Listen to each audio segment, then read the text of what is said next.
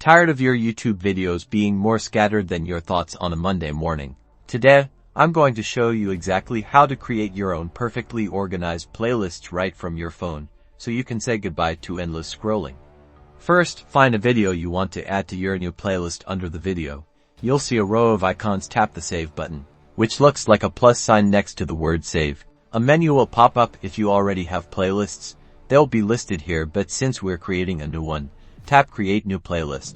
Now, give your playlist a name. Let's say we're creating a playlist of workout videos. Type Workout Motivation into the title field.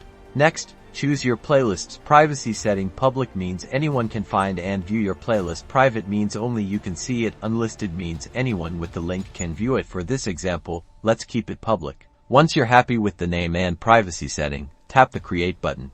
Great, you've created your playlist. Now, when you tap Save on other videos, you'll see your new Workout Motivation playlist listed. Just tap it to add the video. To find all your playlists, tap on Library. At the bottom right of your screen, you'll see all your playlists neatly organized. You can now access and enjoy your hand-picked videos anytime, anywhere.